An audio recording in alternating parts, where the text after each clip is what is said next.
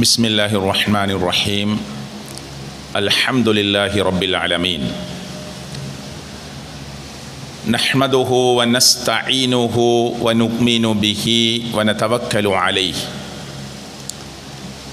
വനഊദു ബില്ലാഹി മിൻ ശുറൂരി അൻഫുസിനാ വമിൻ സയ്യിആതി അഅ്മാലിനാ. അല്ലാഹുമ്മ സ്വല്ലി അലാ മുഹമ്മദിൻ വഅലാ ആലി മുഹമ്മദ് كما صليت على إبراهيم وعلى آل إبراهيم إنك حميد مجيد. اللهم بارك على محمد وعلى آل محمد كما باركت على إبراهيم وعلى آل إبراهيم إنك حميد مجيد. اتقوا الله حيثما كنتم. أعوذ بالله من الشيطان الرجيم. يا أيها الذين آمنوا اتقوا الله حق تقاته ولا تموتن إلا وأنتم مسلمون. ഏറെ ആദരണീയരായ ബഹുമാന്യരായ മുഅ്മിനീങ്ങളെ, മുഅ്മിനാത്തുകളെ, അള്ളാഹുവിനെ സൂക്ഷിച്ച് ഗൗനിച്ച് പ്രതിസന്ധികളെയും പ്രയാസങ്ങളെയും തരണം ചെയ്ത് ക്ഷമിക്കേണ്ട സ്ഥലത്ത് ക്ഷമിച്ച് അക്ഷമരാവാതെ ഒരു നല്ല മുസ്ലിമായി മുഅ്മിനായി ജീവിക്കാനുള്ള സൗഭാഗ്യം അല്ലാഹു നമുക്ക് പ്രദാനം ചെയ്യുമാറാകട്ടെ. അങ്ങനെ മുഅ്മിനായി ജീവിക്കാനും മുഅ്മിനായി മരിക്കാനും വേണ്ടിയുള്ള ആത്മാർത്ഥമായ പരിശ്രമമുണ്ടാകണമെന്ന് ഞാൻ എന്നോടും നിങ്ങളോടും ഓർമ്മപ്പെടുത്തുകയാണ്. സോഷ്യൽ മീഡിയകളിലൂടെ, ചാനലുകളിലൂടെ, പത്രങ്ങളിലൂടെയൊക്കെ ചർച്ച ചെയ്യുന്ന ഏറ്റവും പ്രധാനപ്പെട്ട ഒന്നാണ് ഇന്ന് സ്ത്രീകൾ എന്ന വിഷയം.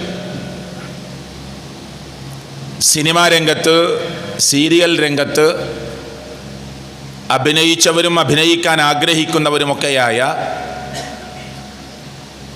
ചില സ്ത്രീകളെക്കുറിച്ചുള്ള വ്യത്യസ്തമായ റിപ്പോർട്ടുകൾ പുറത്തു വന്നതോടുകൂടിയാണ് പുതിയ ലോകത്ത് പുതിയ ചർച്ചയ്ക്ക് തുടക്കം കുറിച്ചിട്ടുള്ളത്. സിനിമയുടെയും സീരിയലിൻ്റെയും ഒക്കെ വാതിലുകൾ അവർക്ക് മുമ്പിൽ തുറക്കണമെങ്കിൽ അവർ പലർക്കു മുമ്പിലും ചില അഡ്ജസ്റ്റ്മെൻറ്റുകൾക്ക് തൻ്റെ ശരീരത്തെ വകവെച്ചു കൊടുത്തുകൊണ്ട് വഴങ്ങിക്കൊടുക്കേണ്ടതുണ്ട് എന്ന ചില വെളിപ്പെടുത്തലുകൾ നിങ്ങളൊക്കെ സോഷ്യൽ മീഡിയയിലൂടെ കണ്ടിട്ടുണ്ടാവും. ഇവിടെ ഈ സമയത്തും ഇസ്ലാമിന് ചില കാര്യങ്ങൾ പറയാനുണ്ട്. സിനിമാ ലോകമെന്ന് പറയുന്ന ലോകത്തെക്കുറിച്ച് പറയാനുണ്ട്. സീരിയൽ എന്ന് പറയുന്ന ലോകത്തെക്കുറിച്ച് പറയാനുണ്ട്. അവിടെ സ്ത്രീകൾ പാലിക്കേണ്ട മര്യാദയും സ്ത്രീകൾ പാലിക്കേണ്ട വസ്ത്ര വിധാനങ്ങളുമൊക്കെ സോഷ്യൽ മീഡിയയിൽ ചർച്ച വന്നപ്പോൾ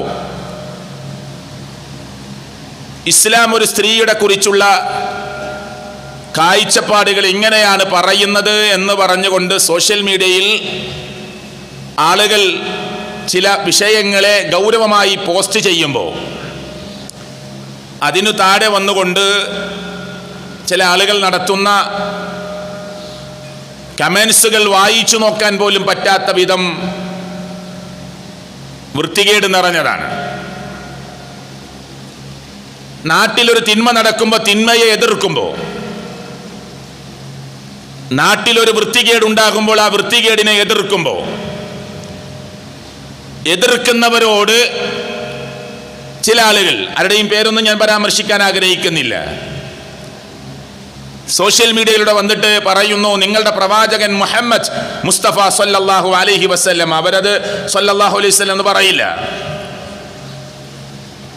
നിങ്ങൾക്ക് ഇങ്ങനെയൊക്കെ സ്ത്രീകളെ കുറിച്ച് പറയാൻ എന്ത് അധികാരമാണുള്ളത്? നിങ്ങളുടെ പ്രവാചകനായ മുഹമ്മദ് സല്ലല്ലാഹു അലൈഹി വസല്ലമ അവർ പ്രയോഗിച്ച വാക്ക് കാമഭ്രാന്തൻ എന്നാണ്. നഊദു ബില്ലാഹ്. അല്ലാഹു ആ വാക്ക് ജനങ്ങളുടെ മുമ്പിൽ ഒന്നുകൂടി കേൾപ്പിക്കുന്നതിൽ അബദ്ധമുണ്ടെങ്കിൽ അള്ളാഹു പുറത്തു നൽകുമാറാകട്ടെ.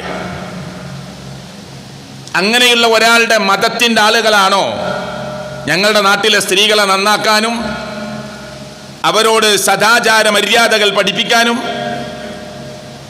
അവരുടെ വേഷവിധാനങ്ങളെ ചർച്ച ചെയ്യാനും നിങ്ങൾക്ക് എന്ത് അധികാരമാണുള്ളത് എന്ന് ചോദിച്ചുകൊണ്ട് ചില ആളുകൾ രംഗത്തു വരുന്നു. അള്ളാഹുവിന്റെ പ്രവാചകനായ മുഹമ്മദ് മുസ്തഫ സല്ലല്ലാഹു അലൈഹി വസല്ലമ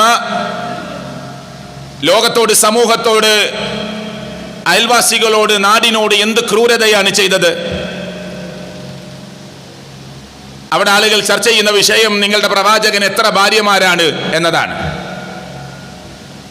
കുറെ മുസ്ലിം നാമധാരികൾ അതിൻ്റെ പിന്നിൽ അത് ശരി തന്നെ, ഇവർക്ക് പറയാനുള്ളൊരു ചാൻസ് അവിടെ ഉണ്ട് എന്നൊക്കെ മുസ്ലിം നാമധാരികളായ ആളുകൾ ശരിവെച്ചു കൊടുക്കുകയും ചെയ്യുന്നു. എന്നാൽ ഈ പ്രതികരണങ്ങളൊക്കെ നടത്തുമ്പോൾ മൗനം പാലിക്കുകയും ഈ അർത്ഥത്തിലുള്ള വൃത്തികേടുകൾ പറയുകയും ചെയ്യുമ്പോൾ നമ്മൾ സമൂഹത്തെക്കുറിച്ച് ചില ധാരണകൾ പഠിക്കേണ്ടതുണ്ട് എന്ന് പറയാനാണ് ഞാൻ ഈ വാക്ക്, അല്ലെങ്കിൽ ഇനി പറയാനിരിക്കുന്ന ചില പരാമർശങ്ങൾ പറയുന്നത്. ആരെയും തേജോവധം ചെയ്യാനല്ല. മഹാഭാരത പ്രകാരം മഹാഭാരതം വായിച്ചാൽ, വിഷ്ണു പുരാണം വായിച്ചാൽ, ഹരിവംശ പുരാണം വായിച്ചാൽ ഭഗവാൻ എന്ന് അവർ വിശേഷിപ്പിക്കുന്ന ശ്രീകൃഷ്ണന് 16,008 ഭാര്യമാരാണ്. എന്ത് ലോകം ചർച്ചക്കെടുക്കാത്തത്? 11 ഭാര്യമാരുണ്ട് എന്ന് പറയുന്ന പ്രവാചകനെ സോഷ്യൽ മീഡിയയുടെ പ്ലാറ്റ്ഫോമിൽ കൊണ്ടുവന്ന് നഖശിഖാന്തം പല്ലുകൾ കൂർപ്പിച്ച് നഖം ചൂണ്ടിപ്പിടിച്ച് കീറി മുറിക്കാൻ തയ്യാറാകുന്നവർ, ഈ മഹാനായി അറിയപ്പെടുന്ന, അങ്ങനെ പരിചയപ്പെടുത്തുന്ന ശ്രീകൃഷ്ണനെ കുറിച്ച് പരാമർശിക്കണമെന്നല്ല ഞാൻ പറയുന്നത്. എന്തേ ആളുകൾ അത് ചർച്ചക്കെടുക്കാത്തത്? ഞാൻ പറഞ്ഞല്ലോ, വിഷ്ണു പുരാണം പ്രകാരമാണ്, മഹാഭാരത പ്രകാരമാണ്. മുസ്ലിങ്ങൾ ഏതെങ്കിലും എഴുതിയുണ്ടാക്കിയ, ഏതെങ്കിലും മതവിശ്വാസികൾ എഴുതിയ പുസ്തക പ്രകാരമല്ല. ശ്രീകൃഷ്ണന് 16,008 ഭാര്യമാർ. എന്നിട്ട് ലോകം അതിന്റെ പിറകെ പോകുന്നുണ്ടോ? ലോകം അതിന്റെ പിറകെ പോവാറുണ്ടോ? അതിനുവേണ്ടി സമയം കളയാറുണ്ടോ? ഒരു രാജാവ് കീഴ്പ്പെടുത്തി വെച്ച രാജകുമാരികളായ 16,000 പേരെ അദ്ദേഹത്തിന്റെ തടവിങ്കിലേക്കാവുകയും പിന്നീട് അദ്ദേഹം അവരെ എല്ലാവരെയും വിവാഹം ചെയ്യുകയും എല്ലാവർക്കു വേണ്ടിയും പ്രത്യേക കൊട്ടാരങ്ങൾ പണിയുകയും ചെയ്യുന്നത് ഈ പറഞ്ഞ പുരാണങ്ങളിലും പുസ്തകങ്ങളിലും ഗ്രന്ഥങ്ങളിലും കാണാൻ സാധിക്കും. ഞാൻ സാന്ദർഭികമായി പറഞ്ഞതാണ്. ബൈബിളിന്റെ താളുകളിലേക്ക് പോയി നോക്കൂ നിങ്ങൾ. ഇന്ന് വായിക്കാൻ കിട്ടുന്ന ബൈബിളിന്റെ താളുകളിലേക്ക് പോയാൽ പഴയ നിയമപ്രകാരം അധിക പ്രവാചകന്മാരും ഒന്നിൽ കൂടുതൽ ഭാര്യമാർ കൂടെ ഉണ്ടാവുകയും വിവാഹം കഴിക്കുകയും ചെയ്തവരാണ് എന്ന് പരിചയപ്പെടുത്തുന്നു ആര്? ബൈബിൾ. രണ്ടാമതൊരു വിവാഹം ചെയ്യുന്നത് ഇസ്ലാമിനെ അവഹേളിക്കാനും ഇസ്ലാം ചെയ്യുന്ന ഭീകരമായ ഒരു തെറ്റായി പരിഗണിച്ചുകൊണ്ട് സംസാരിക്കുന്ന ക്രൈസ്തവ ലോകത്തുള്ളവർ ബൈബിളിന്റെ താളുകളിലൂടെ കടന്നുപോയി തന്റെ വീട്ടിൽ സൂക്ഷിച്ചു വെച്ച ബൈബിളിന്റെ പേജുകൾ വായിക്കാനെങ്കിലും തയ്യാറാവാറുണ്ടോ എന്ന് സമൂഹത്തോട് ചോദിക്കേണ്ട ഘട്ടമാണിപ്പോ. ബൈബിൾ പ്രകാരം അബ്രഹാം പ്രവാചകൻ എന്ന് പരിചയപ്പെടുത്തുന്ന ഇബ്രാഹിം നബി അലൈഹിസ്സലാത്തു വസ്സലാം, നമുക്കൊക്കെ അറിയാം, ഹാജറയും അതുപോലെ തന്നെ സാറയും ഇബ്രാഹിം നബി അലൈഹിസ്സലാത്തു വസ്സലാമിന്റെ ഭാര്യമാരായി. ഇസ്ലാമിന്റെ അധ്യാപനങ്ങൾ ലോകത്തെ പഠിപ്പിക്കുന്നുണ്ട്. എന്നാൽ ബൈബിൾ പരിചയപ്പെടുത്തുന്നത് സാറ, ഹാങ്കാർ എന്ന് പറഞ്ഞാൽ ഹാജറയും സാറയും അബ്രഹാം പ്രവാചകന്റെ ഭാര്യമാരാണ്. സാറ എന്ന് പറയുന്ന, അല്ലെങ്കിൽ സാറ എന്ന് പരിചയപ്പെടുത്തുന്ന തന്റെ പത്നി ലോകത്തുനിന്ന് വിട പറഞ്ഞപ്പോ കെത്തൂറ എന്ന് പറയുന്ന മറ്റൊരു സ്ത്രീയെ അബ്രഹാം പ്രവാചകൻ വിവാഹം കഴിച്ചു. ബൈബിൾ പ്രകാരം പോരാ, അവിടെ നിർത്തുന്നില്ല. ഇത് കൂടാതെ അനേകം ഉപഭാര്യമാർ അബ്രഹാം പ്രവാചകൻ ഉണ്ടായിരുന്നു എന്ന് ബൈബിൾ പരിചയപ്പെടുത്തുന്നു. അങ്ങനെ സാറ, ഹാങ്കാർ, കെത്തൂറ, ഇതിനു പുറമെ ഉപഭാര്യമാരായി കുറെ ഭാര്യമാർ ഉണ്ടായിരുന്നു എന്ന് ബൈബിൾ പരിചയപ്പെടുത്തുന്നു. ഇതെന്നിട്ട് ലോകത്താരെങ്കിലും ചർച്ചക്കെടുക്കാറുണ്ടോ? മഹാനായ ഇബ്രാഹിം നബി അലൈഹിസ്സലാത്തു വസ്സലാം എന്ന് പറയുന്ന പ്രവാചകനെ കുറിച്ച് ഒരു മോശമായ വാക്കിന്റെ ഒരക്ഷരത്തിന്റെ മൈന്യൂട്ട് പൊട്ട് പോലും പറയാൻ ഒരു മുസ്ലിമും ആഗ്രഹിക്കുന്നില്ല. നന്മയായ കാര്യത്തെ തിന്മയായിട്ടും തിന്മയായ കാര്യത്തെ നന്മയായും ചിത്രീകരിക്കാൻ ഇല്ല പ്രിയപ്പെട്ടവരെ, നമുക്ക് അവകാശമില്ല. ഇനി പറയപ്പെടുന്നു എന്ന് പറയുന്ന കാര്യങ്ങളിലൂടെ സമയം കളയാൻ നമുക്ക് പ്രിയപ്പെട്ടവരെ സമയത്തെ നീക്കിവെക്കാനുമില്ല. ഇനി മാത്രമല്ല, ബൈബിളിന്റെ താളുകളുടെ കടന്നുപോയാൽ ഉൽപ്പത്തി പുസ്തകത്തിലെ 29 അധ്യായത്തിലെ 21-ാമത്തെ വചനമെടുത്താൽ യാക്കോബ് പ്രവാചകൻ യാക്കോബ് നബി അലൈഹി സ്വലാത്തു വസ്സലാമിനെ ബൈബിൾ പരിചയപ്പെടുത്തുന്നത് യാക്കോബ് പ്രവാചകന് ലേയ എന്ന ഭാര്യ, എവിടെ? ഉൽപ്പത്തി പുസ്തകത്തിലെ 29-ൽ 21-ാമത്തെ അധ്യായം. ലാബാൻ എന്ന ഭാര്യ 29-ാം അധ്യായത്തിലെ 29-ാമത്തെ വചനം. ബിൽഹ എന്ന ഭാര്യ 30-ാം അധ്യായത്തിലെ 4-ാമത്തെ വചനം. സിൽവ എന്ന ഭാര്യ 30-ാം അധ്യായത്തിലെ 9-ാമത്തെ വചനം. ഞാനിത് പറയുന്നത് ഉൽപ്പത്തി പുസ്തകത്തിലൂടെ കടന്നുപോയാൽ യാക്കോബ് പ്രവാചകന് 4 ഭാര്യമാരെ ബൈബിൾ പരിചയപ്പെടുത്തുകയാണ്. എന്നിട്ട് എന്തേ ഈ സോഷ്യൽ മീഡിയ പ്രവാചകൻ മുഹമ്മദ് മുസ്തഫ സല്ലല്ലാഹു അലൈഹി വസല്ലമക്ക് നേരെ മാത്രം തിരിഞ്ഞു നിൽക്കുന്നത്? അതിലേറ്റവും വലിയ ചർച്ചാ വിഷയമായി കൊണ്ടുവരുന്നത് ആയിഷ ബീവി റളിയല്ലാഹു അൻഹയുടെ വിവാഹമാണ്. ചെറിയ പ്രായമായിരുന്നു. നബി സല്ലല്ലാഹു അലൈഹി വസല്ലമയുടെ ജീവിതത്തിൽ നിന്ന് എന്തെങ്കിലും ഒരു ചെറിയ മിസ്റ്റേക്ക് കിട്ടുമോ എന്ന് സസൂക്ഷ്മം പരിശോധിച്ച മുശ്രിക്കുകളായ ആളുകൾ പ്രവാചകനെ പല വിധത്തിലും കുറ്റപ്പെടുത്താൻ ശ്രമിച്ചിട്ടും പ്രവാചകന്റെ കല്യാണത്തെ കുറിച്ച് അവർ കുറ്റം പറഞ്ഞോ? ഇല്ല. ആയിഷ ബീബി റളിയല്ലാഹു അൻഹ എന്ന് പറയുന്ന മഹദിയെ അള്ളാഹുവിന്റെ പ്രവാചകൻ കല്യാണം കഴിക്കുന്നതിന് മുമ്പ് 2 തവണ ആയിഷ ബീബി റളിയല്ലാഹു അൻഹാക്ക് കല്യാണ അന്വേഷണം വന്നിരുന്നു. ബാപ്പയാകുന്ന അബൂബക്കർ സിദ്ദീഖ് റളിയല്ലാഹു അൻഹും ആയിഷ ബീബി ആ കല്യാണത്തിന് റെഡിയല്ല എന്ന് പറഞ്ഞാൽ നബി സല്ലല്ലാഹു അലൈഹി വസല്ലമ കല്യാണം കഴിക്കുന്ന അതേ പ്രായത്തിൽ നബി വിവാഹം കഴിക്കുന്നതിന് മുമ്പ് തന്നെ ആയിഷ ബീബി റളിയല്ലാഹു അൻഹാക്ക് കല്യാണം വന്നുകൊണ്ടേയിരിക്കുന്നു. ആ പ്രായം അന്നത്തെ കാലത്ത് ചർച്ചാ വിഷയമേ അല്ല. ഒന്നും വേണ്ട, നമ്മുടെ വല്യമാന്റെ കല്യാണ പ്രായം എടുത്തു നോക്ക്. നബി സല്ലല്ലാഹു അലൈഹി വസല്ലമയുടെ കാലം 1400 വർഷം മുമ്പാ. നമ്മുടെ നാട്ടിലെ ഈ സദസ്സിലെ ഈ പള്ളിയിലെ അള്ളാഹുവിന്റെ വീട്ടിൽ ഒരു 70 വയസ്സുള്ള ആൾ ഇരിക്കുന്നുണ്ടെങ്കിൽ നിങ്ങളുടെ വിവാഹപ്രായവും നിങ്ങളുടെ ഇണയായി വന്ന ഭാര്യയുടെ പ്രായവും ഒക്കെ ഒന്ന് പരിശോധിച്ചു നോക്കൂ. അപ്പൊ പിന്നെ 1400 വർഷങ്ങൾക്ക് മുമ്പ് ഈ വിഷയം ലോകത്താരും ചർച്ചക്കെടുത്തില്ല. അള്ളാഹുവിന്റെ പ്രവാചകൻ സല്ലല്ലാഹു അലൈഹി വസല്ലമയുടെ നേരെ ആരും അത് പറഞ്ഞ് പരിഹസിച്ചില്ല. അബൂജഹൽ പറഞ്ഞോ? അബൂലഹബ് പറഞ്ഞോ? എന്തൊക്കെ പറയാൻ ശ്രമിച്ചു? നബിയുടെ വിവാഹത്തെ കുറിച്ച് പറഞ്ഞു. അങ്ങനെ ഒരു ചർച്ചയെ ആ ലോകത്തുണ്ടായില്ല. എന്താ കാരണം? അത് അന്നത്തെ ലോകത്തൊരു അത്ഭുതമല്ല, അന്നത്തെ ലോകത്തൊരു അത്ഭുതമല്ല. എന്നിട്ട് നൂറ്റാണ്ടുകൾ കഴിഞ്ഞിട്ടാണ് പ്രവാചകൻ മുഹമ്മദ് സല്ലല്ലാഹു അലൈഹി വസല്ലമയുടെ വിവാഹപ്രായം ചർച്ചക്ക് കൊണ്ടുവരുന്നത്. വേറെ ഒന്നും ആ പ്രവാചകനായ ഗുരുവര്യനായ മുഹമ്മദ് മുസ്തഫ സല്ലല്ലാഹു അലൈഹി വസല്ലം നമ്മുടെ തങ്ങളാകുന്ന നബിയെ കുറിച്ച് മറ്റൊന്നും പറയാനില്ല എന്ന് വന്നപ്പോ എന്തെങ്കിലും തുരുമ്പ് ചീട്ടുകൾ കിട്ടുമോ എന്ന പരിശോധനയിലാണ് സോഷ്യൽ മീഡിയയും ചില മനുഷ്യരും. അപ്പൊ ഞാൻ പറഞ്ഞത് യാക്കോബ് നബി അലൈഹി സ്വലാത്തു വസ്സലാമിനെ കുറിച്ച്. ഇനി ദാവൂദ് അലൈഹി സ്വലാത്തു വസ്സലാം എന്ന് പരിചയപ്പെടുത്തുന്ന ദാവീദ് പ്രവാചകനെ കുറിച്ച് ബൈബിളിന്റെ പേജുകൾ പറയുന്നത് എന്താ? മീക്കൽ എന്ന് പറയുന്ന ഭാര്യ, അഭിനോവം എന്ന് പറയുന്ന ഭാര്യ, അബിഗായാൽ എന്ന് പറയുന്ന ഭാര്യ, മാക്ക എന്ന് പറയുന്ന ഭാര്യ, ഹംഗ്ലീത്തി എന്ന് പറയുന്ന ഭാര്യ, അബിത്താൽ എന്ന് പറയുന്ന ഭാര്യ, എംഗ്ലോയ് എന്ന് പറയുന്ന ഭാര്യ. ഇതൊക്കെ ഏത് പ്രവാചകന്റെ ഭാര്യമാരാണ്? ബൈബിൾ അനുസരിച്ച് ദാവൂദ് അലൈഹി സ്വലാത്തു വസ്സലാമിന്റെ ഭാര്യ. 1, 2, 3, 4, 5, 6 അങ്ങനെ എണ്ണം പോവുക. ധാരാളം ഭാര്യമാരായിരുന്നു ആർക്ക്? ദാവീദ് പ്രവാചകന് ബൈബിൾ അനുസരിച്ച്. അറിയോ? അപ്പൊ പരിശോധിക്കാനായിട്ട് പറയുന്നത് ദാവൂദ് അലൈഹി സ്വലാത്തു വസ്സലാമിന്റെ മോനാര? സോളമൻ എന്നാണ് ബൈബിൾ പരിചയപ്പെടുത്തുന്നത്. സുലൈമാൻ നബി അലൈഹി സ്വലാത്തു വസ്സലാം ബൈബിൾ പ്രകാരം പുത്രനായ സോളമൻ എത്ര ഭാര്യ എന്നറിയോ? 700 ഭാര്യമാരാണ്. എങ്ങനെ? ബൈബിൾ പ്രകാരം സോളമൻ എന്ന് പറയുന്ന ദാവൂദ് പ്രവാചകന്റെ മകനാകുന്ന സുലൈമാൻ നബി അലൈഹി സ്വലാത്തു വസ്സലാമിന്, സോളമൻ എന്ന് പറയുന്ന രാജാവിന് 700 ഭാര്യമാരും 300 ഉപഭാര്യമാരും. 700 ഭാര്യമാരും 300 ഉപഭാര്യമാരും ഉണ്ടായിരുന്നു. ആരെങ്കിലും അങ്ങാടിയിൽ ചർച്ച കേട്ടോ ഇതിനെക്കുറിച്ച്? കേട്ടോ?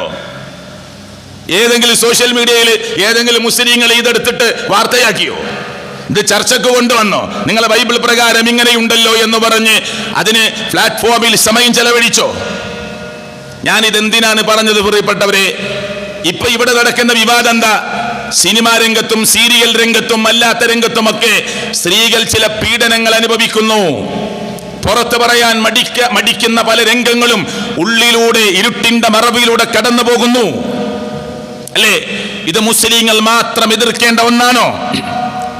ഇത് മുസ്ലിങ്ങൾ മാത്രം എതിർക്കേണ്ട ഒന്നാണോ? നമ്മുടെ നാട്ടിലെ ഒരു സിനിമാ സംവിധായകൻ പറഞ്ഞെന്താണെന്നറിയോ? കേരളക്കരയിലെ മലയാളിയായ ഒരു സിനിമാ സംവിധായകൻ പറഞ്ഞത്, എന്റെ ഒരു സിനിമ പുറത്തിറങ്ങി, ആ സിനിമ കണ്ടിട്ട് 10 വിവാഹമോചനം നടന്നാൽ 10 ത്വലാക്ക്. എന്റെ സിനിമ കണ്ടിട്ട് ഒരു ടാക്കീസിൽ കുറെ ആളുകൾ വന്നു, 100 കണക്കിന് മനുഷ്യർ വന്നു. എന്നിട്ട് ആ സിനിമ കണ്ടുപോകുമ്പോ 10 കുടുംബങ്ങൾ തമ്മിൽ തെറ്റിപ്പിരിഞ്ഞ് 10 ത്വലാക്ക്, 10 വിവാഹമോചനം നടന്നാൽ എന്റെ സിനിമ വിജയിച്ചു, ഞാൻ ഹാപ്പിയാണ് എന്നാണ് മലയാളിയായ ഒരു സംവിധായകൻ പറയുന്നത്. അത് വീഡിയോ കിട്ടും, വെറുതെ പറയില്ല. ഇതിനെ എതിർക്കാൻ ഇവിടുത്തെ ക്രൈസ്തവർക്ക് കുടുംബമായി ജീവിക്കാൻ ആഗ്രഹമില്ലേ? ഇവിടുത്തെ ഹൈന്ദവർക്ക് കുടുംബമായി ജീവിക്കാൻ ആഗ്രഹമില്ലേ? ഇവിടുത്തെ മുസ്ലിങ്ങൾക്ക് കുടുംബമായി ജീവിക്കാൻ ആഗ്രഹമില്ലേ? ഇതിനെ എതിർക്കാൻ ഒറ്റപ്പെട്ട ആളുകൾ മാത്രമായി പോകുന്നത് എന്തുകൊണ്ടാണ്?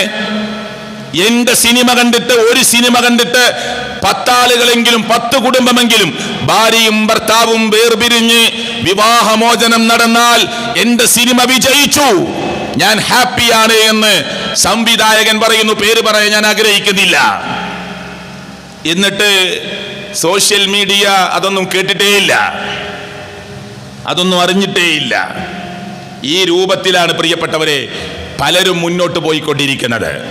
ഇവിടെയാണ് ഞാൻ പറഞ്ഞത്, ഇസ്ലാം സ്ത്രീക്ക് കൊടുക്കുന്ന ചില കാഴ്ചപ്പാടുകളും മഹത്വവും അവരുടെ സുരക്ഷിതത്വവും അവരുടെ സംരക്ഷണവും ഉറപ്പുവരുത്താൻ ഇസ്ലാം നൽകുന്ന ചില സ്റ്റെപ്പുകളുണ്ട്. അത് നമ്മൾ മനസ്സിലാക്കണം. ഇസ്ലാം അല്ലാതെ ലോകത്ത് പ്രിയപ്പെട്ടവരെ ഈ അർത്ഥത്തിൽ സംസാരിച്ച വേറൊരു വേദഗ്രന്ഥം ലോകത്തില്ല. ഇല്ലാന്ന് ഞാൻ വെറുതെ പറയല്ല. ബഹുഭാരിത്വത്തെ കുറിച്ച് ഇസ്ലാം പറഞ്ഞെന്താ? ബഹുഭാരിത്വത്തെ കുറിച്ച് ഇസ്ലാമിലെ വേദഗ്രന്ഥം ഈ ലോകത്തുള്ള മുഴുവൻ മനുഷ്യർക്ക് വേണ്ടി ലോകാവസാനം വരെ നിലനിൽക്കുന്ന വേദഗ്രന്ഥമാകുന്ന അള്ളാഹുവിന്റെ ഖുർആൻ, കലാമുല്ലാഹി അൽ മുനസ്സൽ അലാ മുഹമ്മദിൻ സല്ലല്ലാഹു അലൈഹി വസല്ലം ബിവാസിത്തത്തി ജിബ്രീൽ എന്ന് പറയുന്ന ഈ വേദഗ്രന്ഥം സൂറത്ത് നിസായിലെ 1-ാമത്തെ ആയത്തിലൂടെ അവിടുന്ന് തുടർന്നുള്ള വചനങ്ങളിലൂടെ അല്ലാഹു തആല പറഞ്ഞ ചില വാചകങ്ങളുണ്ട്. എന്താണ് ആ വാചകങ്ങള്? ഒരു മനുഷ്യ ജീവിതത്തിൽ ശ്രദ്ധിക്കുകയും ഗൗനിക്കുകയും ചെയ്യേണ്ട ഒരു സ്ത്രീയെ എത്രത്തോളമാണ് ഇസ്ലാം പരിഗണിക്കുന്നത് എന്ന് മനസ്സിലാക്കാൻ, എത്രത്തോളമാണ് ഒരു സ്ത്രീയെ പരിഗണിക്കുന്നത് എന്നറിയാൻ സൂറത്ത് നിസായിലെ ആയത്തുകളിലൂടെ ഒന്ന് കടന്നുപോയാൽ നമുക്കൊക്കെ മനസ്സിലാകും. ബഹുഭാര്യത്തെ ഇസ്ലാം അംഗീകരിച്ചിട്ടുണ്ട്, ഒരു തർക്കമില്ല, അതിലാർക്കും എതിരഭിപ്രായമില്ല. ഇസ്ലാം അത് അംഗീകരിച്ച കാര്യമാണ്, ഇസ്ലാം അത് പറഞ്ഞ കാര്യമാണ്. അപ്പൊ 1 മുതൽ 3 വരെയുള്ള ആയത്തുകളെ സ്ത്രീകളെ പരിഗണിച്ചത്, അവർ ഇണയായി തന്നത് എല്ലാം പറഞ്ഞിട്ടല്ല 3-ാമത്തെ ആയത്തിലേക്ക് എത്തുമ്പോ പറയാ, വഇൻ ഖിഫ്തും അല്ലാ തുഖ്സിതു ഫിൽ യതാമ, അനാഥകളായ പെൺകുട്ടികളെ നിങ്ങൾ വിവാഹം കഴിക്കുമ്പോ നീതി പാലിക്കാൻ കഴിയില്ല എന്ന് നിങ്ങൾക്ക് തോന്നുന്നുണ്ടെങ്കിൽ എന്ന് പറയാൻ കാരണം എന്താ? അറബികൾക്കിടയിൽ ഒരു സമ്പ്രദായം ഉണ്ടായിരുന്നു. വാപ്പ മരിച്ചുപോയ പെൺകുട്ടികളെ കെട്ടിക്കാനായ പ്രായമായ പെൺകുട്ടികളുണ്ട്. ആ കുട്ടികളെ പോയി കല്യാണം കഴിച്ച് ഉത്തരവാദിത്തം അതിനെക്കുറിച്ച് ചോദിക്കാൻ വാപ്പല്ല. അതുകൊണ്ട് അവരുടെ കൂട്ടത്തിൽ നിന്ന് 1-2 പെൺകുട്ടികളൊക്കെ ഇങ്ങനെ അനാഥ മക്കളെ തെരഞ്ഞെടുത്ത് കെട്ടിയിട്ട് അവരെ നോക്കാതെ, അവരെ പരിഗണിക്കാതെ, നീതി പാലിക്കാതെ നിൽക്കുന്ന സമയത്ത് അല്ലാഹുവിന്റെ ഖുർആൻ പറയാ, വഇൻ ഖിഫ്തും അല്ലാ തുഖ്സിതു, നീതി പാലിക്കാൻ കഴിയില്ല എന്ന പേടി നിങ്ങൾക്കുണ്ടെങ്കിൽ ഫിൽ യതാമ, യതീമായ ആളുകളുടെ കൂട്ടത്തിലെ കുട്ടികളെ കല്യാണം കഴിച്ച് നീതി പാലിക്കാൻ കഴിയില്ല എന്ന ഒരു പേടി നിങ്ങൾക്കുണ്ടെങ്കിൽ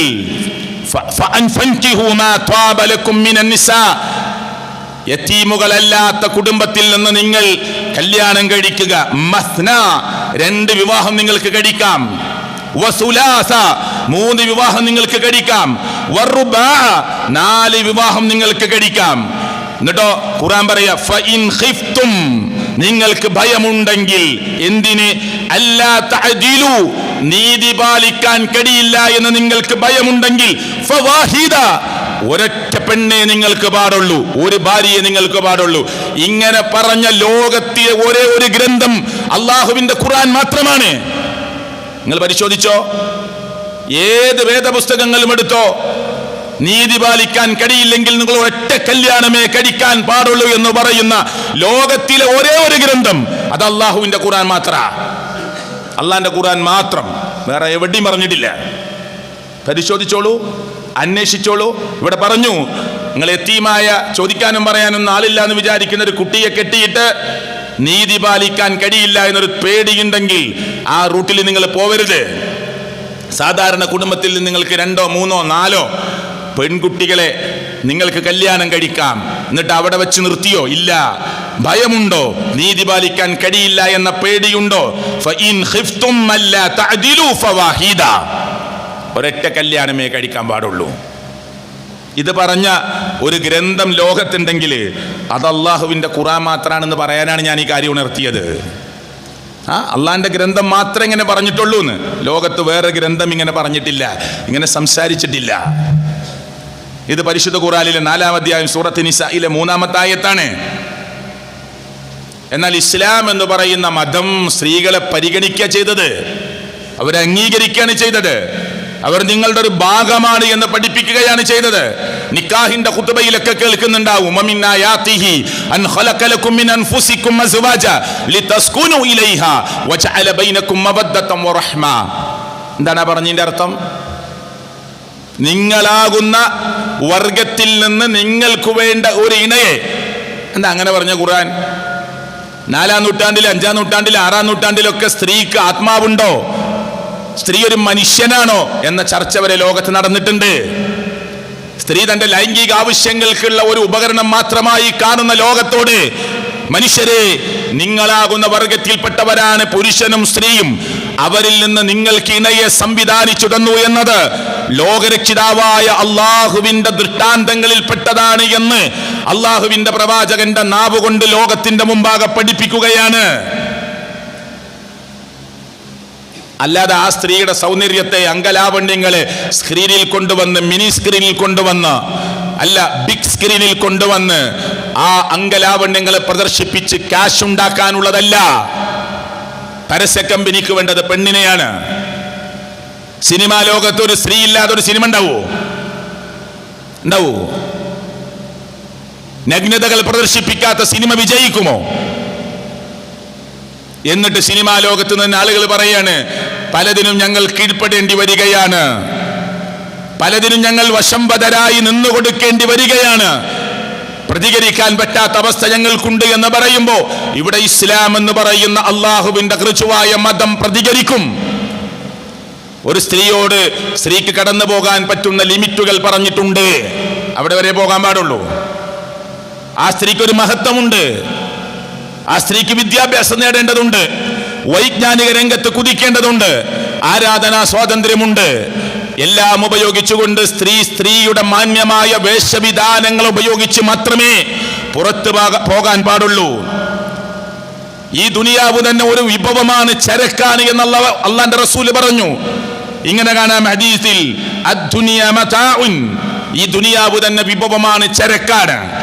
വഖൈറു മതാഇ ദുനിയ, ഈ ദുനിയാവിലെ ഏറ്റവും നല്ല വിഭവം, ഈ ദുനിയാവിലെ ഏറ്റവും വലിയ മതാഅ് അൽ മർഅതു സാലിഹ, നല്ല സാലിഹത്തായ ഒരു സ്ത്രീയാണ്.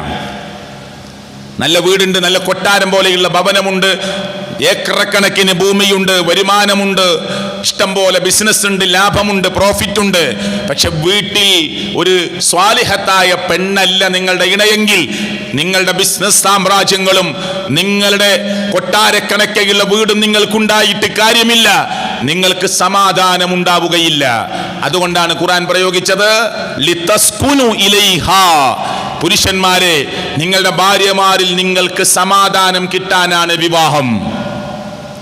ഇസ്ലാം പ്രയോഗിച്ച ഓരോ വാക്കും ആപ്റ്റാണ്, കൃത്യമാണ്. എന്താ പറഞ്ഞത്? നിങ്ങൾക്ക് സമാധാനം കിട്ടാനുള്ള നിങ്ങളുടെ ഇടമാണ് നിങ്ങളുടെ ഭാര്യമാർ.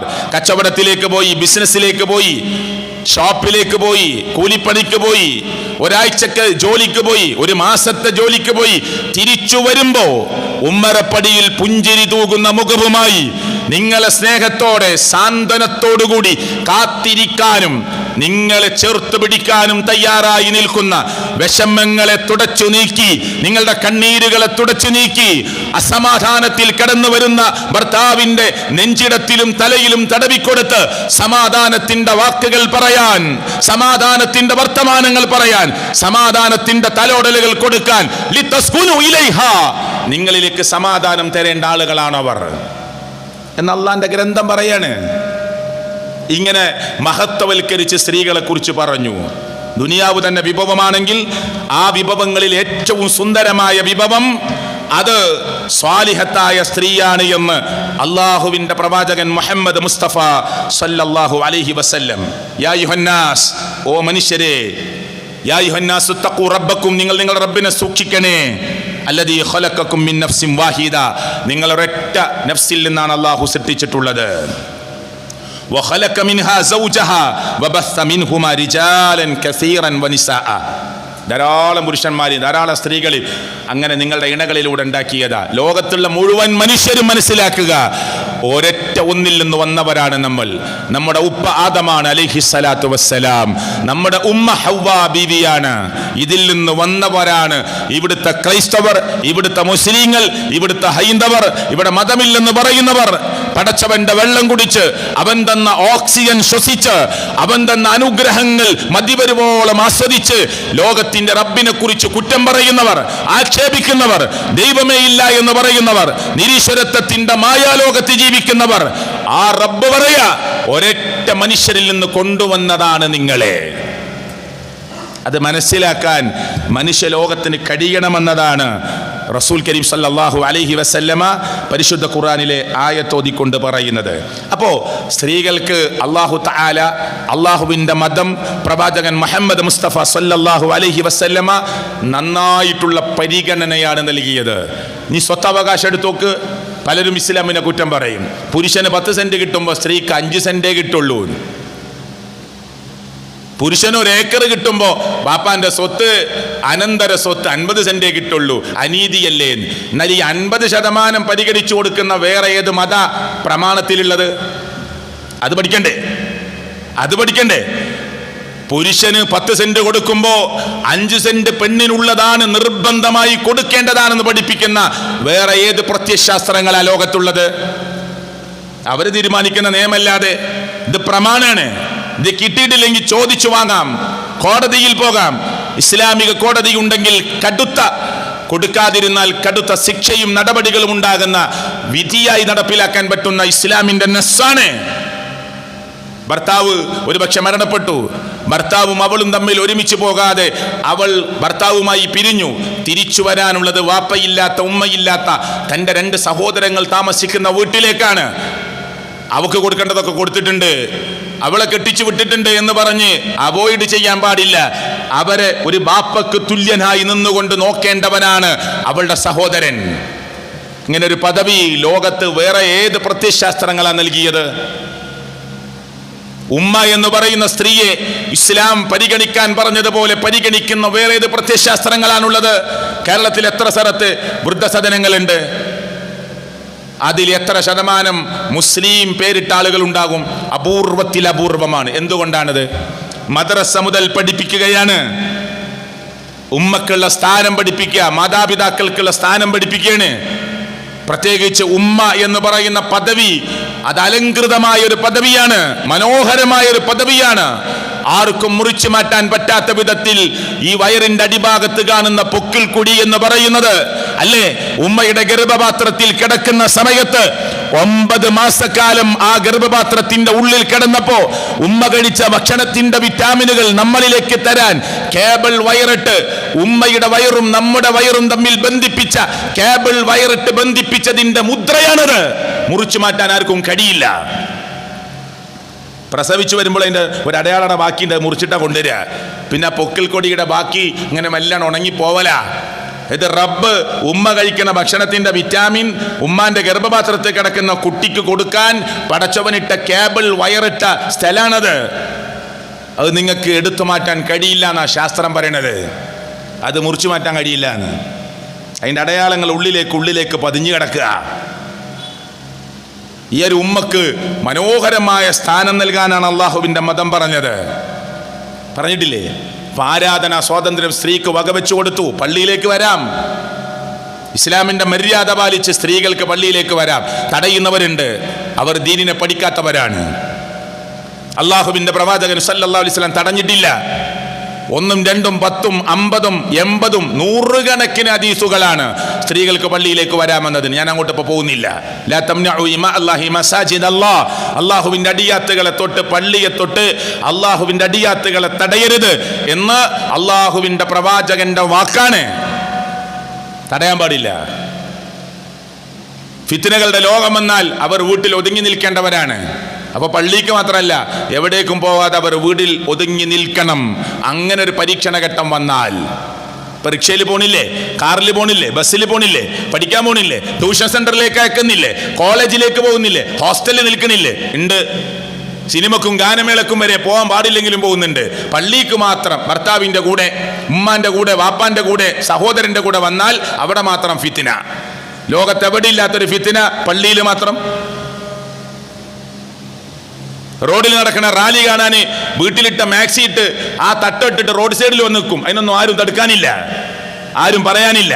ഭർത്താവിൻ്റെ കൂടെ, സഹോദരന്റെ കൂടെ, ബാപ്പാന്റെ കൂടെ പള്ളിക്ക് സ്വന്തം ബൈക്കിൽ, കാറിൽ അവരുടെ കയ്യും പിടിച്ച് നടന്നു വന്ന ഫിത്ന. അത് വേറെ ചർച്ച ചെയ്യേണ്ട കാര്യമാണ്. 100-ലധികം ഹദീസുകളാണ് സ്ത്രീക്ക് പള്ളിയിൽ വരാമെന്നതിൻ്റെ തെളിവ്. 1ഉം 2ഉമല്ല. അപ്പൊ ആരാധനാ സ്വാതന്ത്ര്യം സ്ത്രീകൾക്ക് നൽകി. അവർക്ക് വെള്ളിയാഴ്ച പള്ളിയിൽ വരാം, ഈദ്ഗാഹിലേക്ക് വരാം, പെരുന്നാൾ നമസ്കാരങ്ങളാകുന്ന സുന്നത്ത് നമസ്കാരങ്ങൾക്ക് വേണ്ടി അവർ വരാം. ഇസ്ലാമിന്റെ പഞ്ചസ്തംഭങ്ങളിൽ ഹജ്ജ് എന്ന കർമ്മം, മഹത്വപൂർണമായ കർമ്മത്തിന് വേണ്ടി അവർക്ക് മെഹ്റമിന്റെ കൂടെ യാത്ര ചെയ്ത് സൗദി അറേബ്യയിലെ മക്കത്ത് പോകാം, ഉംറ കർമ്മത്തിന് വേണ്ടി പോകാം. യാതൊരു പ്രശ്നമില്ല. ഇതൊക്കെ ഇസ്ലാം അനുവദിച്ചു തന്നതാണ്. പക്ഷെ അവിടെ പാലിക്കേണ്ട മര്യാദ എന്താണ്? ലാ യഖ്ലൗന റജുലുൻ ബിഇംറഅത്തിൻ ഇല്ലാ മഅ ദി മഹ്റം. മെഹ്റമിനോട് കൂടിയല്ലാതെ ഒരു പുരുഷൻ ഒരു സ്ത്രീയുമായി ഒറ്റയ്ക്കിരിക്കാൻ പാടില്ല. ഒരു രാത്രിയും പകലും നീണ്ടു നിൽക്കുന്ന യാത്ര തൻ്റെ മെഹ്റം കൂടെ ഇല്ലാതെ നടത്താൻ പാടില്ല. ഇവിടുന്നൊക്കെ ഉംറക്കൊക്കെ പലരും പോകുന്നുണ്ട്, ആരുമില്ല. ഭർത്താവുണ്ടോ? കൂടല്ല. വാപ്പുണ്ടോ? ഇല്ല. ആങ്ങളുണ്ടോ? ഇല്ല. കല്യാണം കഴിക്കാൻ പാടില്ലാത്ത ഒരാൾ കൂടെ ഉണ്ടോ? ഇല്ല. എന്നിട്ട് പറഞ്ഞേക്കാണ് ഉംറക്ക്. പാടില്ല ഇസ്ലാമില്. എത്ര ആള് പോകുന്നുണ്ട്? അതൊന്നും ഇവിടെ ചോദ്യമല്ല. എത്ര ആള് പോകുന്നുണ്ട്? അതൊന്നും ഇവിടെ ചോദ്യമല്ല. വളരെ ഗൗരവമായി, പ്രത്യേകിച്ച് യുവതികള്, എത്ര കേസുകളാണ്. ഭർത്താക്കന്മാർ വേറെ നാട്ടിലാ, കുവൈറ്റിലാണ്, ബഹ്റൈനിലാണ്, ഖത്തറിലാണ്, UAE-യിലാണ്. എന്നിട്ട് പണം അയച്ചു കൊടുത്ത് ഇന്ന ഗ്രൂപ്പിൽ പോയിക്കോ എന്ന് പറയും. പലരുമായി പല വിധത്തിലുള്ള പരിചയങ്ങളും അതുപോലെ തന്നെ സമ്പർക്കങ്ങളും ഉണ്ടാകുന്നു. അള്ളാഹ് പറഞ്ഞ നിയമത്തെ ലംഘിച്ചാൽ അപകടമാണ്. ഒരാളുടെ ഭാര്യ അനിയന്റെ കൂടെ പറഞ്ഞേക്കാൻ പറ്റുമോ? ഇല്ല. മെഹ്റമാണോ? അല്ല. ഈ ഭർത്താവ് മരിച്ചാൽ അവന് കല്യാണം കഴിക്കാവളെ, അതാ ഇസ്ലാമിന്റെ നിയമം. ഒരാളുടെ ഭാര്യ അയാളുടെ അനിയന്റെ കൂടെ, ജേട്ടന്റെ കൂടെ യാത്ര ചെയ്യാൻ പാടില്ല. ഒന്ന് ഇടക്കിടക്കല്ലേ, ഒന്ന് ബൈക്കിൽ അങ്ങോട്ട് കൊണ്ടാക്കി കൊടുക്കുക, പാടില്ല. ഇസ്ലാം വെച്ച നിയമമാണ്. ഇടക്കര വരെ പോകുമ്പോൾ ഇപ്പം എന്താ പ്രശ്നം? അങ്ങനെ ചോദ്യം ചെയ്യാൻ പാടില്ല ഇസ്ലാമിന്റെ നിയമത്തെ. അള്ളാഹ് വെച്ച നിയമ. നീ മരിച്ചാൽ നിന്റെ അനുജന് നിന്റെ ഭാര്യയെ കല്യാണം കഴിക്കാം. നീ മരിച്ചാൽ നിന്റെ ജേട്ടന് നിന്റെ ഭാര്യയായി അദ്ദേഹത്തിന്റെ ഭാര്യയായി മുന്നോട്ട് കൊണ്ടുപോകാം, വിവാഹം കഴിച്ച്. അതുകൊണ്ട് കല്യാണം കഴിക്കാൻ പറ്റാത്ത പടച്ചവൻ നിശ്ചയിച്ച മെഹ്റമുകളുണ്ട്, അവരുടെ കൂടെയല്ലാതെ നീണ്ട യാത്രകൾ നടത്താൻ പാടില്ല. ഇസ്ലാമിന്റെ നിയമമാണ്. അത് പെണ്ണിനെ അംഗീകരിച്ചതാണ്. അവരുടെ സുരക്ഷിതത്വത്തിനുള്ള മാർഗമൊരുക്കിയതാണ്. അവർക്ക് സംരക്ഷണത്തിനുള്ള മാർഗമൊരുക്കിയതാണ്.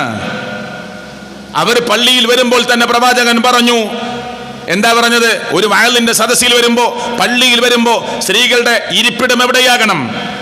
അബൂ ഹുറൈറ റളിയല്ലാഹു അൻഹു നിവേദനം ചെയ്യുന്ന ഹദീസിൽ കാണാം, ഖൈറു സുഫൂഫിർ റിജാൽ അവ്വലുഹാ വശർറുഹാ ആഖിറുഹാ. പുരുഷന്മാർ ഏറ്റവും ആദ്യത്തെ സഫാണ് അവർക്ക് ഏറ്റവും ഖൈറായ സഫ്. പുരുഷന്മാരിൽ ഏറ്റവും മോശപ്പെട്ട സഫ് അവർക്ക് ഏറ്റവും ബാക്കിലെ സഫ് തിരഞ്ഞെടുക്കലാണ്. ഈ പള്ളിയിൽ ഇങ്ങനെ വന്നു, ഇവിടെ ഒന്നാമത്തെ സഫ് ഉണ്ട്, ഒന്നാമത്തെ സഫ് എടുക്കേണ്ടത്. ആദ്യം വന്നിട്ട് ഏറ്റവും അവസാനത്തെ സഫിൽ പോയിരിക്കാൻ പാടില്ല. വന്നാൽ ഒന്നാമത്തെ സൊഫ്, അതും വലത് ഭാഗം കിട്ടുമെങ്കിൽ വലത് ഭാഗം അങ്ങനെ ഇരിക്കണം. നബി സല്ലല്ലാഹു അലൈഹി വസല്ലം കാലത്ത് ഇങ്ങനെ മറയൊന്നുമില്ല, അങ്ങനെ നീണ്ട മണല് കിടക്കുന്ന പള്ളിയാണ്, ഈത്തപ്പന ഓല കൊണ്ട് മറച്ചുണ്ടാക്കിയ പള്ളിയാ. സ്ത്രീകൾക്ക് വേറെ റൂമൊന്നുമില്ല. അവരോട് പറഞ്ഞു, പുരുഷന്മാർ മുന്നിൽ, വീണ്ടും പുരുഷന്മാർ മുന്നിൽ, വീണ്ടും പുരുഷന്മാരുണ്ടെങ്കിൽ എൻ്റെ പിന്നിൽ, വീണ്ടും പുരുഷന്മാരുണ്ടെങ്കിൽ എൻ്റെ പിന്നിൽ. പിന്നെ പുരുഷന്മാരുടെ കൂട്ടത്തിൽ ചെറിയ കുട്ടികൾ ഏറ്റവും ബാക്കിൽ, സ്ത്രീകളുടെ കൂട്ടത്തിൽ ഏറ്റവും ചെറിയ കുട്ടികൾ മുന്നിൽ, ഏറ്റവും യുവതികളായ അങ്ങനെയുള്ള സ്ത്രീകളൊക്കെ ഏറ്റവും ബാക്ക് തസഫ് പിടിക്കണം. അപ്പൊ ഇവിടെ പറഞ്ഞു പ്രവാചകൻ, എന്താ പറഞ്ഞത്? വഖൈറു സുഫൂഫിൻ നിസാ, സ്ത്രീകൾക്ക് ഏറ്റവും നല്ല സഫ് ആഖിറുഹാ, ഏറ്റവും അവസാനത്തെ സഫാണ്. വശർറുഹാ അവ്വലുഹാ, അവർക്ക് ഷർറായ സഫാണ് ഏറ്റവും ആദ്യത്തെ സഫ്. അപ്പൊ സ്ത്രീകൾ വന്നാൽ ബാക്കിൽ നിന്ന് ഇങ്ങനെ ഇരുന്ന് വരണം, ഏറ്റവും ബാക്കിൽ ആദ്യം ഇടം പിടിക്കണം. അതാണ് അവർക്ക് ഖൈറായ സഫ് എന്ന് അള്ളാഹുവിൻ്റെ പ്രവാചകൻ മുഹമ്മദ് മുസ്തഫ. ഇതുപോലെ മറയൊന്നുമില്ല. അതാ പ്രവാചകൻ പറഞ്ഞത്, സുജൂദിന്ന് ഒരു പ്രാവശ്യം ക്ലാസ് എടുത്തു നബി സല്ലല്ലാഹു അലൈഹി വസല്ലം. എന്താ ക്ലാസ് എടുത്തത്? എല്ലാവർക്കും കുറേ വസ്ത്രമൊന്നുമില്ല, പിന്നെ ചുമല് മറച്ച് നിസ്കരിക്കണമെന്ന് നിർബന്ധമായി. ഒറ്റ തുണി മാത്രം എടുത്ത് നിസ്കരിക്കാൻ പാടില്ല, ചുമല് മറക്കണം. ഈ ചുമല് മറക്കണം. അപ്പോ സഹാബികൾ ഉള്ള തുണി, ഒറ്റ തുണിയേ ഉള്ളൂ, ചില ആളുകൾക്ക് രണ്ടാമതൊരു തുണി കൊണ്ടുവരാനില്ല. അവര് ഇതിങ്ങനെ ചുമലിലൂടെ കെട്ടി, എന്നിട്ട് അവർ നിസ്കരിക്കാൻ ഒരുങ്ങി. അപ്പൊ അവരുടെ തുണി മുട്ടിന്റെ നേരെ അടുത്ത് വരെ വന്നു. മുട്ട് വരെ മറക്കൽ നിർബന്ധ. മുട്ടിന്റെ താഴെ കുറെ താഴോട്ടില്ല, കുറച്ചേ ഉള്ളൂ. അവർ റുക്കുവിലേക്ക് സുജൂദിലേക്കൊക്കെ പോകുമ്പോൾ കുറച്ചിങ്ങനെ പൊന്താൻ സാധ്യത ഉണ്ട്. അതുകൊണ്ട് അള്ളാന്റെ പ്രവാചകന് സ്ത്രീകൾക്ക് ക്ലാസ് എടുത്തു കൊടുത്തു. ഇനി മുതൽ ജമാഅത്തിന് വരുന്നവർ, ഇതാ ഞാൻ അല്ലാഹു അക്ബർ എന്ന് സുജൂദിൽ നിന്ന് പറയുന്നത് കേട്ടാൽ നിങ്ങൾ സുജൂദിൽ കുറച്ച് സമയം തന്നെ നിൽക്കുക. സ്ത്രീകൾ പെട്ടെന്ന് ഉയരരുത്, പുരുഷന്മാർക്ക് ഉയരാനുള്ള സമയം കിട്ടട്ടെ. എന്നിട്ട് പോലും അവരോട് പള്ളിയിൽ വരണ്ടെന്ന് പറഞ്ഞില്ല. എന്നിട്ട് പോലും അവരോട് നിങ്ങൾ കുറച്ചു കാലം പള്ളിയിൽ വരരുത് എന്ന് പറഞ്ഞില്ല. എന്താ പറഞ്ഞത്? പുരുഷന്മാർ ഉയർന്നു എന്ന് ഉറപ്പ് വരുത്തുന്നത് വരെ നിങ്ങൾ സുജൂദിൽ കുറച്ച് സമയം കൂടി നിൽക്കണം. പതുക്കെ ഉയർന്നാൽ മതി, പെട്ടെന്ന് ഉയരരുത് എന്ന് പറഞ്ഞു കൊടുത്തു. കണ്ടോ? ഇതൊക്കെ അള്ളാഹുവിൻ്റെ മതാണ്, അള്ളാഹുവിൻ്റെ ദീനാണ്. അപ്പൊ അത് നമ്മൾ പഠിക്കുക എന്നുള്ളത് നമ്മുടെ ഭാഗമാണ്. റസൂൽ കരീം സല്ലല്ലാഹു അലൈഹി വസല്ലം പറഞ്ഞു, ലാ യഹില്ലു ലി ഇംറഅത്തിൻ അൻ തുസാഫിറ ഇല്ലാ വമഅഹാ ദൂ മഹ്റമിൻ മിൻഹാ. മഹ്റമില്ലാതെ യാത്ര സ്ത്രീകളെ നിങ്ങൾക്ക് അനുവദിക്കപ്പെട്ടതല്ല എന്ന് മുഹമ്മദ് മുസ്തഫ സല്ലല്ലാഹു അലൈഹി വസല്ലം. അപ്പം ഈ മര്യാദകളൊക്കെ എന്തിനാ പാലിക്കണത്? ഇപ്പോൾ ഒരു ബസ്സിൽ നിന്നൊരു പെൺകുട്ടിയെ കമ്പി വരെ അടിച്ച് താഴ്ത്തി കൊന്നുകളഞ്ഞു. ഇന്ത്യയുടെ ചരിത്രത്തിൽ അല്ലെങ്കിൽ ദാരുണമായ സംഭവങ്ങളെ വായിക്കുമ്പോൾ വാർത്തയാണ്. ആ സ്ത്രീ എവിടേക്കായി യാത്ര ചെയ്യണത്? 12 മണിക്ക് ശേഷം രാത്രി, അതും മാന്യമായ വേഷമില്ലാതെ. ആ ചെയ്തവർ ക്രൂരന്മാരാണ്, വൃത്തികെട്ടവന്മാരാണ്. അവരെ നിയമത്തിന്റെ മുന്നിൽ കൊണ്ടുവന്ന് എല്ലാ പഴുതുകളും അടച്ചവർക്ക് ശിക്ഷ കിട്ടണം. പക്ഷെ അവരുടെ കുടുംബം ആലോചിക്കണം. എൻ്റെ മോളെ, പ്രായപൂർത്തിയെത്തിയൊരു മോളെ 12 മണിക്ക് ഞാൻ എങ്ങോട്ടാ അയച്ചത്? ഏത് വേഷത്തിലാണ് അയച്ചത്? ഏത് കോലത്തിലാണ് ഞാൻ പറഞ്ഞയക്കുന്നത്? കയ്യും പിടിച്ച് വരികയാണ്, വാപ്പാന്റെ കയ്യും പിടിച്ച് കുട്ടികൾ വരിക പള്ളിക്ക്. എപ്പോ? 3 വയസ്സിൽ, 4 വയസ്സിൽ, 5 വയസ്സിൽ വരണ്ടാന്നല്ല കുട്ടിക്ക് അറിഞ്ഞിട്ട് വരും. പിന്നെ കുട്ടിക്ക് 10 വയസ്സായി, പിന്നെ വിളിച്ചാൽ വരാൻ മടിയാ. SSLC ആയി, പിന്നെ ഓനെ കാണാനില്ല. എന്താ നമ്മളെ നാട്ടിലെ അവസ്ഥ? ചെറിയ കുട്ടികളാകുമ്പോൾ പെൺകുട്ടികളും ആൺകുട്ടികളൊക്കെ പള്ളിയിലൊക്കെ വരിക, വലുതാകുമ്പോൾ പിന്നെ ഓലെ കാണാനില്ല, അല്ലേ? ചെറിയ കുട്ടികളാകുമ്പോൾ മുഖമക്കനെ 2-4 ഇടുകയാണ്.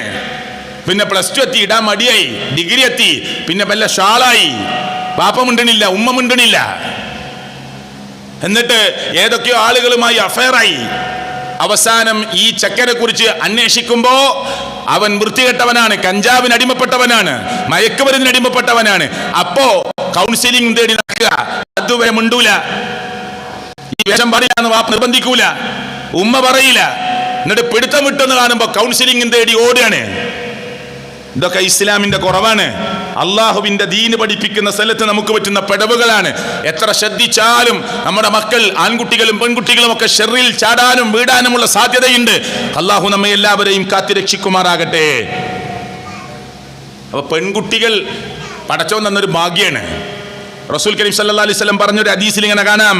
ഇബ്നു അബ്ബാസ് റളിയല്ലാഹു ധരിക്കുന്ന ഹദീസാ, മൻ കാനത് ലഹു ഉൻസ, ഒരാൾക്കൊരു പെൺകുട്ടി ഉണ്ടായി, വലം യഇദ്ഹാ വലം യുഹിൻഹാ വലം യുഅ്സിർ വലദഹു അലൈഹാ, സുബ്ഹാനല്ലാഹ്, അവളെ ജീവനോടുകൂടി കുഴിച്ചു മൂടിയില്ല. അങ്ങനെ സമ്പ്രദായം ഉണ്ടായിരുന്നു അന്ന്. അതുകൊണ്ട് അത് പറയണത്. പെൺകുട്ടിയെന്നറിഞ്ഞാൽ കണ്ണ് മാറി, മുഖം മാറി, രോധാകുലനായി, രോഷാകുലനായി, ക്രോധാകുലനായി, ജീവനോടുകൂടി കുഴിച്ചു മൂടിയ കാലുണ്ടായിരുന്നു. എന്നാൽ ഒരാൾക്കൊരു പെൺകുട്ടിയെ കിട്ടി, ജീവനോടുകൂടി കുഴിച്ചു മൂടിയില്ല, അവൾ അപമാനിച്ചില്ല, ആൺകുട്ടികളെക്കാൾ ഇവൾക്കൊരു സ്ഥാനം കുറച്ചു കാണിച്ചില്ല, ഇവളെക്കാൾ പ്രാമുഖ്യം ആൺകുട്ടിക്ക് നൽകിയില്ല, വ്യത്യാസം കാട്ടിയില്ല. നിങ്ങളുടെ പ്രവാചകൻ പറയാ, അങ്ങനെ ഉദ്ദേശിക്കുന്നത് ആൺകുട്ടികളുമായി അവളെ താരതമ്യം ചെയ്തുകൊണ്ട് അവൾക്കൊരു പ്രാധാന്യം കുറക്കുകയോ പ്രാമുഖ്യം കുറക്കുകയോ ചെയ്തില്ലെങ്കിൽ അല്ലാഹു ആ രക്ഷിതാവിനെ പ്രവേശിപ്പിക്കും അൽ ജന്ന, സ്വർഗത്തിൽ. രണ്ട് പെൺകുട്ടികളെ കിട്ടിയാൽ സ്വർഗത്തിന് കാരണമാണ് എന്ന് മുഹമ്മദ് മുസ്തഫ സല്ലല്ലാഹു അലൈഹി വസല്ലം. അപ്പൊ ഇസ്ലാം പെൺകുട്ടിക്ക് സ്ഥാനം കൊടുക്കുകയാണോ ചെയ്തത്, കുറക്കുകയാണോ ചെയ്തത്? രണ്ട് പെൺകുട്ടികളെ നിങ്ങൾക്ക് കിട്ടിയാൽ നേരെ പഠിപ്പിച്ച്, നേരെ വിവാഹം കഴിച്ച്, അദബ് കൊടുത്ത്, നല്ല മാനേഴ്സ് പഠിപ്പിച്ച്, നല്ല കൾച്ചർ പഠിപ്പിച്ച് നിങ്ങൾ വളർത്തിയാൽ നിങ്ങൾക്ക് സ്വർഗമുണ്ട് എന്ന് പറഞ്ഞ ഈ ഇസ്ലാം പെൺകുട്ടിക്ക് പ്രാധാന്യം കൊടുക്കുകയാണോ ചെയ്തത്, അപ്രാധാന്യമായി കാണുകയാണോ ചെയ്തത്? വിഷയം പഠിച്ചാൽ നമുക്കത് മനസ്സിലാകും. ഇനി ഉമ്മാന്റെ സ്ഥാനം നോക്ക് നിങ്ങൾ. റസൂൽ കരീം സല്ലല്ലാഹു അലൈഹി വസല്ലം ചോദിച്ചു, മൻ അഹഖു ബിഹുസ്നി സ്വഹാബതി, ഞാൻ ഏറ്റവും നല്ല ബാധ്യത, ഏറ്റവും വലിയ കടപ്പാട്, ഏറ്റവും വലിയ പുണ്യം ഞാൻ ആരോടാണ് ഈ ഭൂമിയിൽ ചെയ്യേണ്ടത് എന്ന് ചോദിച്ചപ്പോൾ പ്രവാചകൻ പറഞ്ഞു, ഖാല ഉമ്മുക, നിന്റെ ഉമ്മയോട്. പിന്നെയും വന്ന ആള് ചോദിച്ചു, സുമ്മമൻ, പിന്നെ ആരോടാ? പ്രവാചകൻ പറഞ്ഞു, ഖാല ഉമ്മുക. ഇയാൾ ചോദിച്ചു, സുമ്മമൻ, പിന്നെ ആരോടാ? പ്രവാചകൻ പറഞ്ഞു, ഖാല ഉമ്മുക. നാലാമതും അയാൾ ചോദിച്ചു, ഖാല സുമ്മമൻ, ഖാല. പ്രവാചകൻ പറഞ്ഞു, സുമ്മ അബൂക, നിന്റെ വാപ്പയോട്. അപ്പൊ ഉമ്മാനെ പരിഗണിക്കുകയാണോ ചെയ്തത് മതം? ഒരു സ്ത്രീയെ പരിഗണിക്കുകയാണോ ചെയ്തത്? ഇകഴ്ത്തുകയാണോ ചെയ്തത്?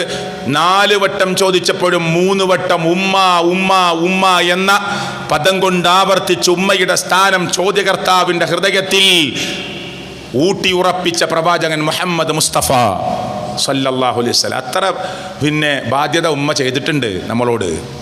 9 മാസം ഗർഭം ചുമക്കാൻ ചെറിയ കാര്യമൊന്നുമല്ല. എന്നിട്ട് ഉമ്മാനോട് തട്ടിക്കയറുന്ന ആളുകൾ ഈ കൂട്ടത്തിലുണ്ടാവും, ഖുതുബ കേൾക്കണ കൂട്ടത്തിൽ കേട്ടോ. പ്രായമാകുമ്പോൾ ഉമ്മാനെ ഇറക്കി വിടുന്നോലുണ്ടാവും. എന്തേ നിങ്ങൾക്ക് മൂത്ത മോൻ്റെ അടുത്ത് നിന്നാൽ, എന്താ നിങ്ങൾക്ക് രണ്ടാമത്തെ മോൻ്റെ അടുത്ത് നിന്നാൽ?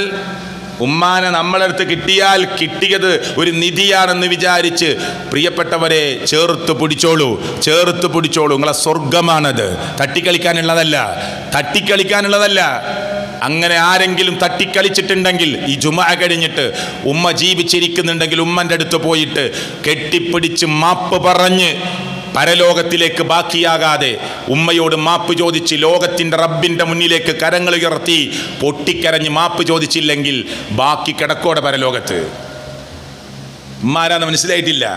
ഉമ്മാനോടും വല്യമ്മാനോടും വീട്ടിലെ മുതിർന്നവരോടൊക്കെ അപമര്യാദയായി പെരുമാറുന്നവർ ഉണ്ട്. അങ്ങനെയൊക്കെ ലോകത്തുണ്ട്, അങ്ങനെയൊക്കെ ലോകത്തുണ്ട്. മനസ്സിലായില്ലേ? ജീവിച്ചിരിക്കുമ്പോൾ തന്നെ ഉള്ള സ്വത്തൊക്കെ മക്കള് പിന്നെ എൻ്റെ ശേഷം പ്രശ്നം ഉണ്ടാവരുത് എനിക്ക് ഓരി വെച്ച് കൊടുത്തിട്ട് അവസാനം ഉമ്മാക്ക് ചെറിയൊരു ഓഹരി വെച്ച് ആ ഓഹരി എനിക്ക് തന്നാൽ എനിക്ക് കിട്ടോ എന്ന നിലക്ക് ഹോസ്പിറ്റലിൽ ബെഡിൽ കിടത്തിയിട്ട് ചർച്ച ചെയ്യുന്ന മക്കളുണ്ട് ലോകത്ത്. നാളെ റബ്ബിൻ്റെ കോടതിയിൽ കിടുകിട വറക്കുന്ന കോടതിയിൽ മറുപടി പറയേണ്ടി വരും. ഇത് തമാശ കളിയല്ല. ആരാണ് നമ്മുടെ ഉമ്മ എന്ന് മനസ്സിലാക്കണം. അല്ലാഹു തആല നമ്മെ അനുഗ്രഹിക്കുമാറാകട്ടെ. ചിന്തിക്കുന്ന ആലോചിക്കുന്ന ആളുകളുടെ കൂട്ടത്തിൽ അല്ലാഹു നമ്മെ ഏവരെയും ഉൾപ്പെടുത്തി അനുഗ്രഹിക്കുമാറാകട്ടെ.